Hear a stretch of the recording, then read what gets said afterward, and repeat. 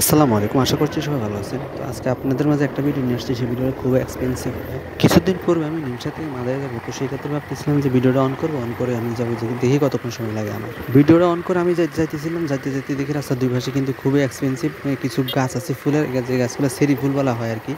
এগুলা বেসিক্যালি বাংলাদেশে খুবই কম হয়। এগুলা হচ্ছে বাইরের কান্ট্রিতে এগুলা বেশিরভাগ দেখা যায়। যেতে সান্দিনা বাজারের একটু আগ পর্যন্ত যাওয়ার পথে দেখি যে এই ফুলগুলা। তো ফুলগুলা অতিক্রম করার পরে বাজার চলে আসছে। বাজারে এসে দেখি যে বিশাল একটা যানজট। যানজটটা হচ্ছে কিরকম?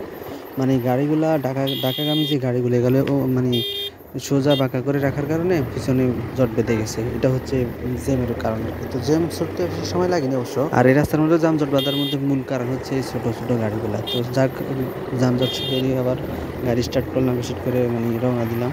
তো যেতে আমি যেটা ভাবলাম যে মানে বাংলাদেশের মধ্যে মানে রোড অ্যান্ড হাইওয়ে যে মানে এগুলো খুবই বর্তমানে এগুলো খুবই সুন্দর।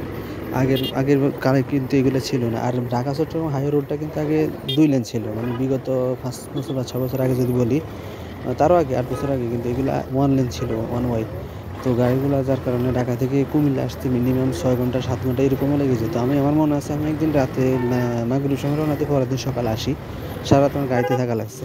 তো এই রোডগুলার কারণ আরকি। এখন যেহেতু 4 লেন হইছে, এখন নাকি নতুন একটা প্রকল্প আসে। ওই প্রকল্পের মধ্যে এটা হবে ৮ লেন। তো ৮ লেন হলে তো আরও ভিআইপি হবে অবশ্য। কারণ এই রোডে কিন্তু প্রচুর পরিমাণে প্রেশার যায়। আপনার ঢাকা চট্টগ্রাম হাইওয়েতে এই রোডের মধ্যে সবচাইতে বেশি প্রেশার। কারণ হচ্ছে ফোর্টের একটা ব্যাপার-স্যাপার আছে। আরেক হচ্ছে যেহেতু ঢাকার সাথে কানেক্ট, তো সেই ক্ষেত্রে এখানে বিশাল একটা ইস্যু এখানে আছে যে লোড হবে এই রাস্তার মধ্যে। তবে ইন্টারেস্টিং ঘটনা সেটা হচ্ছে কিছুদিন আগে দেখি আমি একজন লিখলো যে মানে কমেন্টস করলো একটা ভিডিওতে যে আমরা সবসময় চট্টগ্রাম যখন কক্সবাজার যাই তখন আমরা এক জায়গায় বিরতি দেই। তো বিরতিটা অবশ্য আপনারা সবাই জানেন কোথায় দেই। মানে এটা একটা হেয়প্রতিপূর্ণ করে একটা কথা বলল। তো কথাটা বলতে এটা বুঝাইছে যে বিরতি দিয়ে ওনারা ওখানে নাকি জরুরি কাজকর্ম সাজায় মানে সারে আরকি। পরবর্তীতে আমি ওনাকে বললাম যে কুমিল্লায় যদি আপনারা না থামতেন তাহলে কিন্তু আপনারা বিসি বেটে ওখানেই মরে যেতেন। তাহলে আপনাদের চট্টগ্রামের নেওয়া লাগতো না। ঈদ করতে যেতে হতো না। আপনার দেওয়াটাই নেওয়া লাগতো।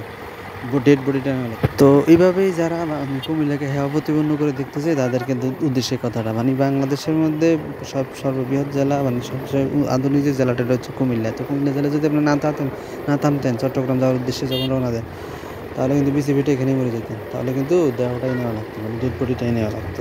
এটা হচ্ছে কথা আরকি। তো সেক্ষেত্রে যখন যাকে দিয়ে উপকার হয় তাকে নিয়ে কখনো হেয় প্রতিপন্ন করে কথা বলাটা ঠিক না, উচিত না। এটা ইসলামেও সমর্থন করে না, বাংলাতে মানে দুনিয়াতে বাংলাদেশের মানে ওয়ার্ল্ডে এটা সমর্থন করে না।